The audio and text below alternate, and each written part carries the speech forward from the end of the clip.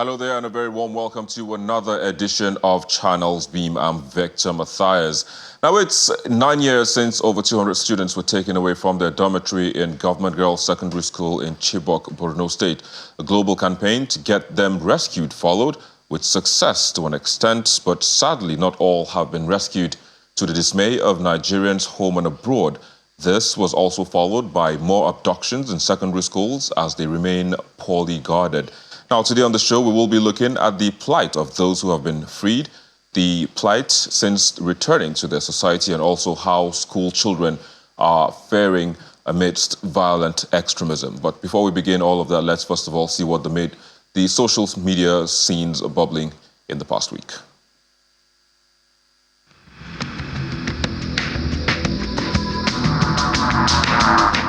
The supplementary election in Adamawa State took a different turn after the result collation went on break. That's following the announcement of 10 out of 20 local government areas where the election took place. Drama ensued as a resident electoral officer reappeared without other members of the team and declared the candidates of the APC winner of the election before the set time agreed upon for the recommencement of the collation. INEC has since declared his action as null and void, but before then the APC candidate had given an acceptance speech, which the incumbent governor urged his supporters to be calm and await the conclusion of the process, as INEC has summoned its officials to the headquarters in Abuja.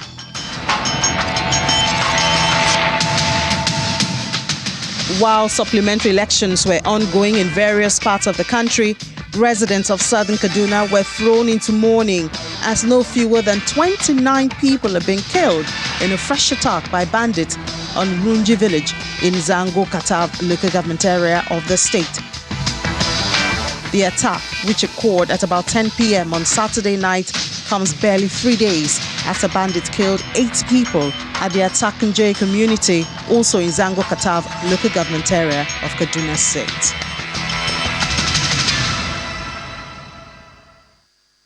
Well, there you go. Those were the trends in the past week. But we have joining us today on the show from Kenya, Monica Miawegi. She is the CEO of Nor Media Group. She has also collaborated with UNICEF and UN Women to carry out humanitarian projects with IDPs, and is particular about the girl child and women empowerment.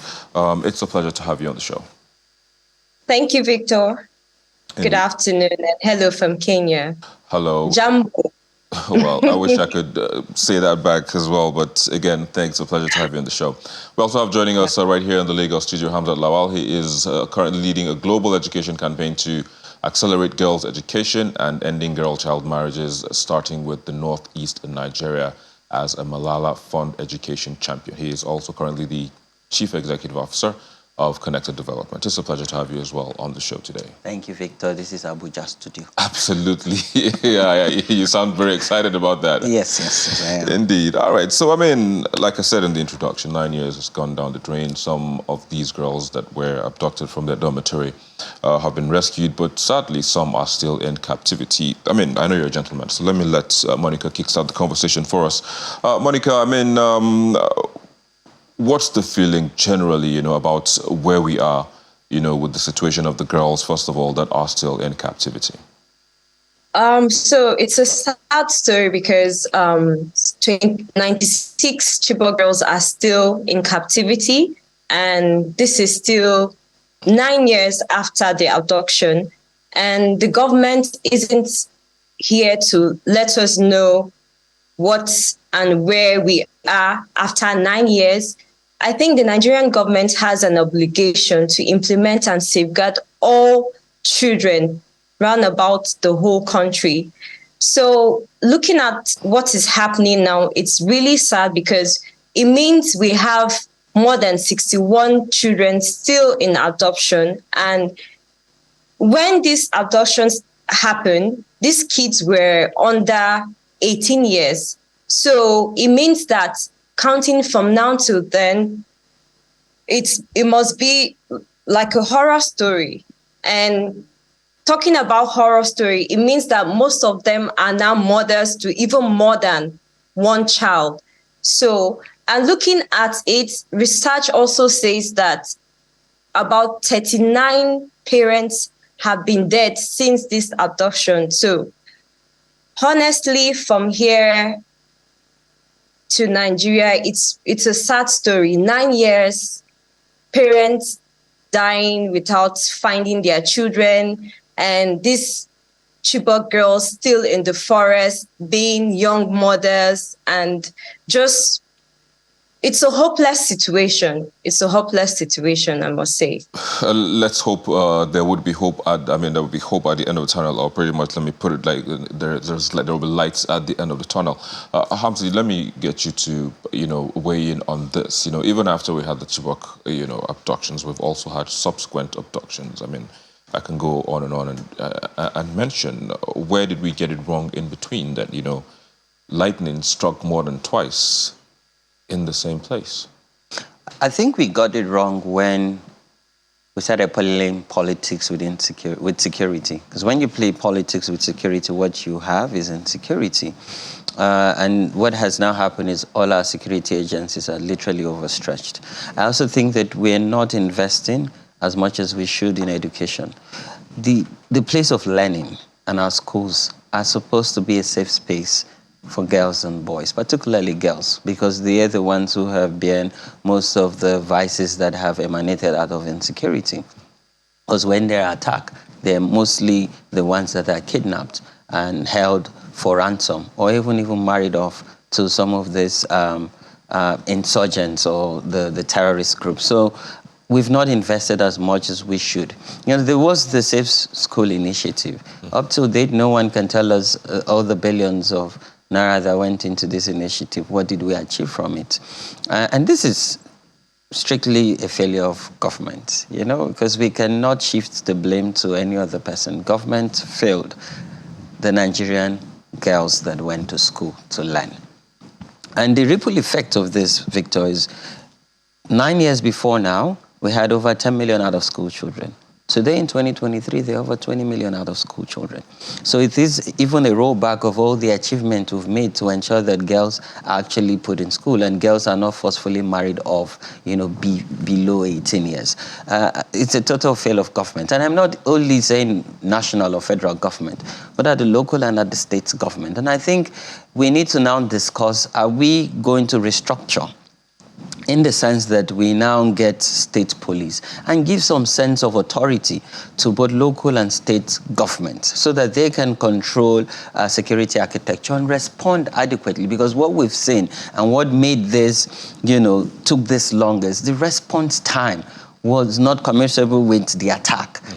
Government dragged its feet, and even at the first instant, government literally denied that this never took place. Not until parents and community members and civil society and campaigners came out and said girls were actually abducted. I think that collectively we must also share this responsibility and take action. We must continue to ensure that these girls are remembered. This is a human life, and nobody can create human life except God. And most importantly, these are girls who just want to go to school and learn and contribute to their own quota to nation building. All right, so let's look at the ripple effect. Obviously, some of the girls have been freed, some of them have gotten education, abroad, some, in Nigeria, and, there's been some form of success despite the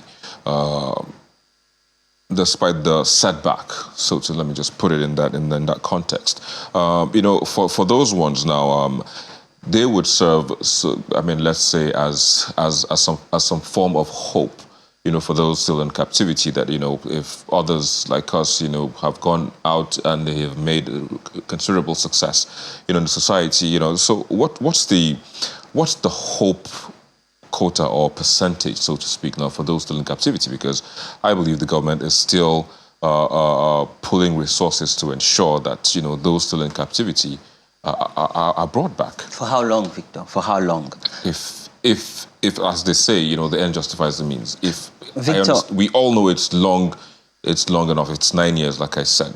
But if it will eventually happen, it should have happened before now. And this really leaves a bad taste in my mouth. Just imagine what the parents and family members of these girls who are still in captivity are going through. Just imagine the trauma. Just imagine the loneliness she will be feeling, or they will be feeling, in a strange land with strange people. carrying arms and intimidating them in the face of just wanting to go to school to get knowledge and education. I think government needs to be proactive in the sense that if you need to dialogue, if you need to negotiate, what is important are these girls must be returned safely back to their parents. And you know, even if they're returned now, there's a lot that has to go into, you know, psychosocial support and even getting them integrated back into the society. But what's important is bringing them back safe and alive. And so we don't repeat this same cycle. Because see, you know, government would always say, oh, because school and girls are soft target. But what are we doing in terms of intelligence gathering? Can we guarantee the safety and security of school children, even, you know, in close by Nasarawa State or Niger State, you know? So again, we must be proactive to avert this kind of occurrence again, because that's when parents can, you know, feel confident to send their children to school.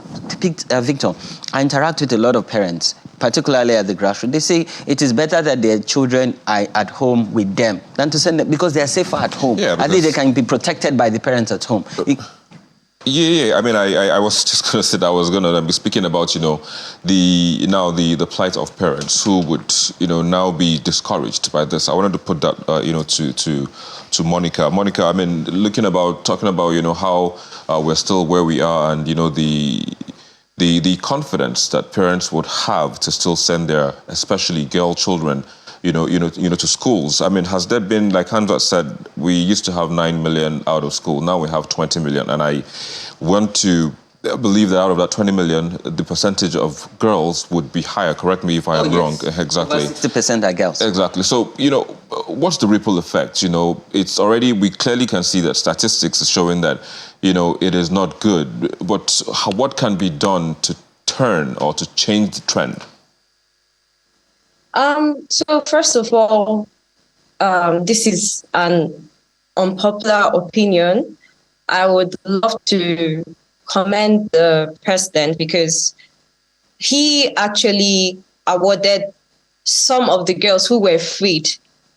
He awarded them scholarship in the AUN University, and they were able to get good education. So all hope is not lost completely. So first of all, I would commend, when it comes to education and when it comes to this question you're asking, I would love to commend the president for awarding, I think it was 164 million given to the AUN for the 106 Chibok girls who were freed and got scholarship.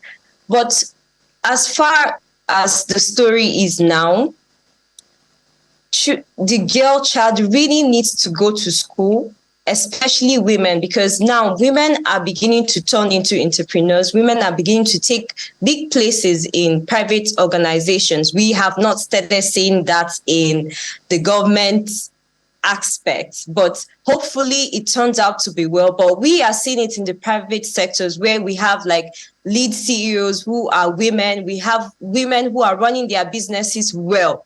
So it is sad that the younger generation is not getting this ripple effect, because it's supposed to be a ripple effect from the older to the younger. And now we have a lot of young girls who are out of school. What will become of them when they are in their late 20s, their 30s, and even in their 60s? It means that there's going to be a gap between this older generation and the younger generation who have now missed out on going to school, getting fundamental education, because foundation is key in every child's life. That's foundation, that key foundation of good education is fundamental in every child's life. And if we have millions of young children, girl child especially, out of school, it means that Nigeria is going to be left behind, sadly. And as we have Rwanda already racing us in this competition, Ethiopia already racing us, though I was happy that one time I got to fly an all-female crew in Nigeria. So that is a bit hopeful. But sad enough, now we're talking about the younger ones not having education. Now, how would this fruitate in the future? Well, we hope that there will be hope that the government has many initiatives to support these things. And we hope that also the story will be different very soon. Well, I have to say that I share in that optimism, and hopefully, of course, that gap between, this generation and the ones behind, would not be that much with those ahead, like you've rightly stated. But I'll just hold you there for a bit, hold Hamza as well for a bit, and we'll take a quick break. And of course, when we return, we'll take a look at more of this topic. That's in a moment. Please stay with us.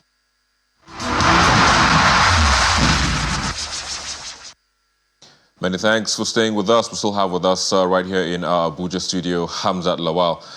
He's quite excited about the fact that this is coming from Abuja.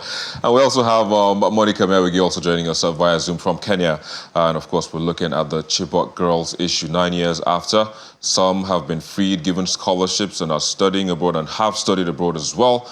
But sadly, some are still in captivity. And some stakeholders believe that they will not rest until all the girls are freed. Well, Hamzat, let me come to you now. Speaking about, moving forward, looking at, hope for those who are still in captivity and those who are still with their parents because their parents cannot afford to let them go to school because they are unsure if, they would come back to them or not. But let's look at the Malala Fund Education, what's going on in that regard, especially, to boost the morale of parents and even the girl child, the young ones, to let them have those appetites to study so we don't have that gap.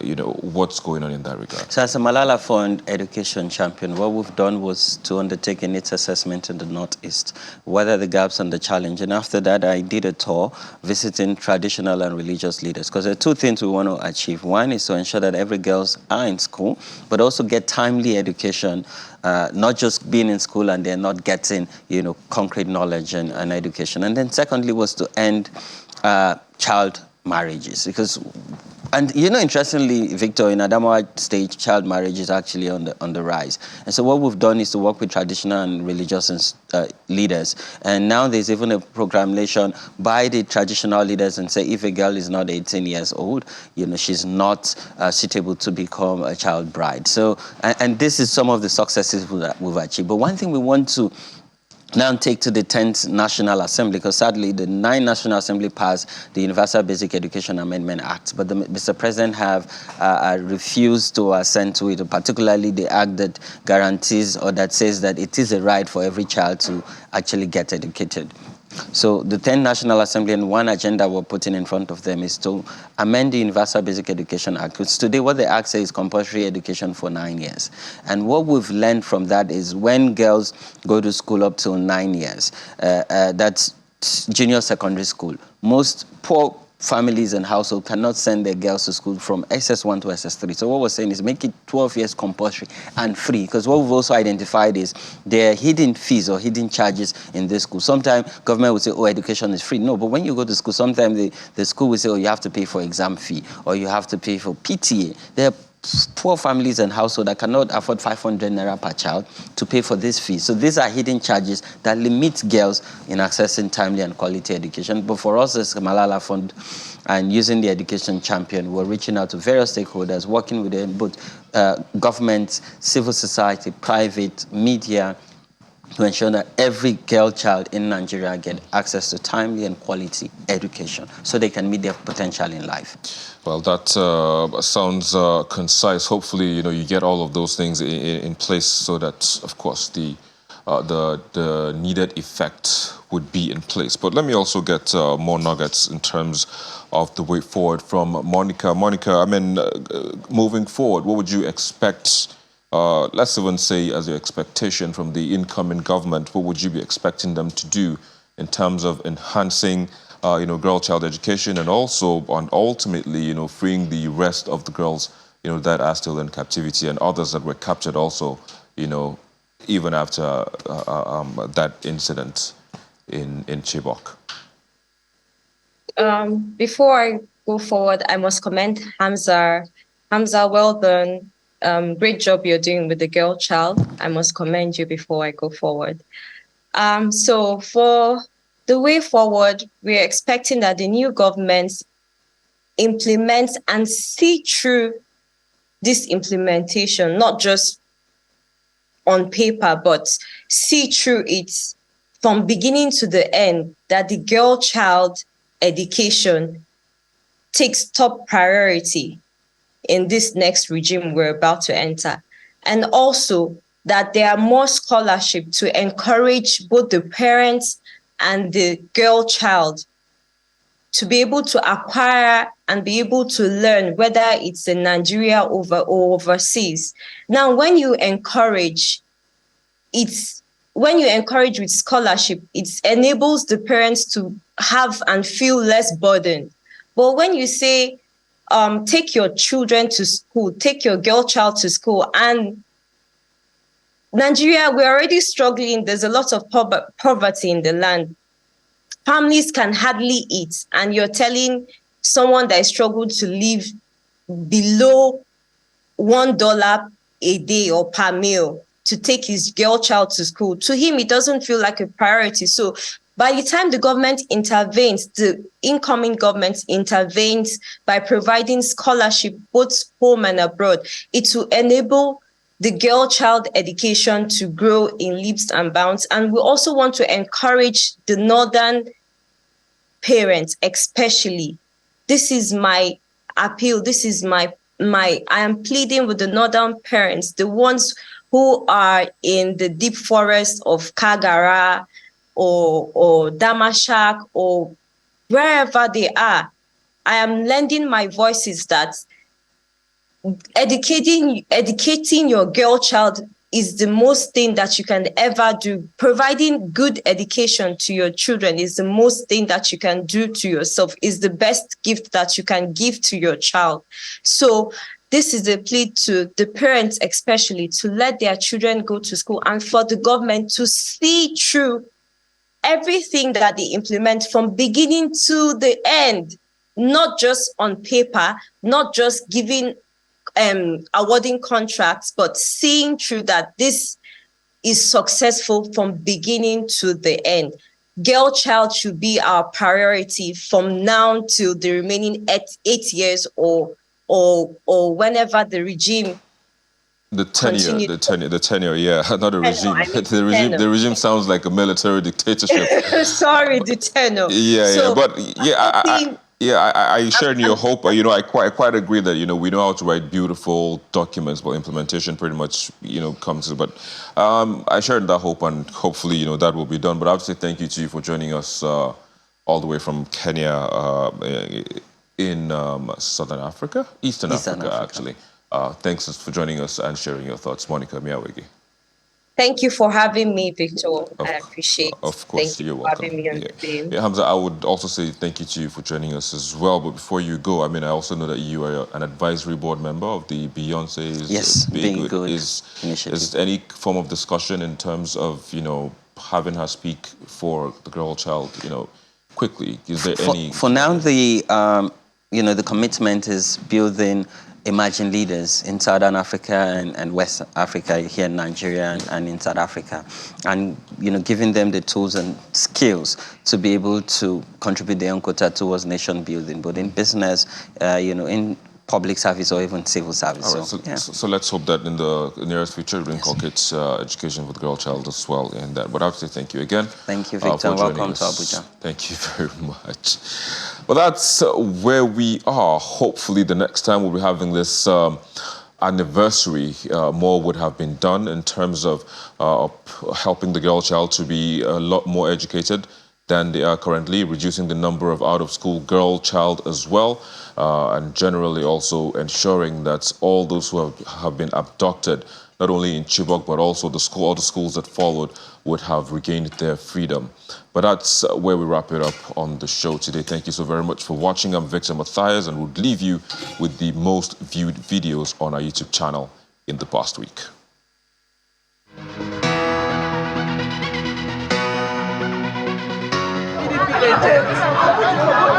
This week's top 5 videos begins in a rather disturbing manner as INEC officials flee polling units in Rivers State when fighting broke out between supporters of political parties.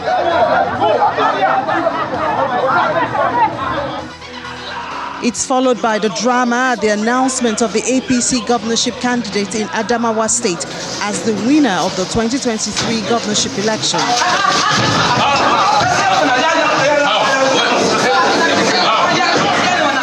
The commission has also summoned the... Up next, in third, is INEC, frowning over the way one of its national officials deployed to Adamawa State for the supplementary election was stripped naked and brutalized. If you see what is trending, two national commissioners were deployed to Adamawa State. One of them was brutalized. One of them was stripped naked. That will not be allowed to stand. The security agencies must unmask those who engage in that particular act. Second spot is taken by another video still from Adamawa State. This time, it's the governor and candidate of the PDP in the 2023 election, maintaining that the world is watching the enemies of democracy in a broadcast after his opponent was declared winner of the 2023 contest. The Independent National Electoral Commission has demonstrated its umpire status by first distancing itself from the act of the wreck and assure that the right thing will be done. While top spot is that of the governor of Rivers State, Nyesom Wike, laughing off the governorship ambitions of Senator Dilo Melaye in the governorship election coming up in the north-central state of Kogi. Do we want to take Kogi? How do we want to take Kogi? We must start to do the right thing.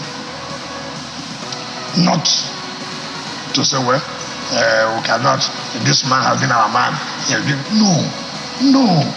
In that case again, it will be crisis.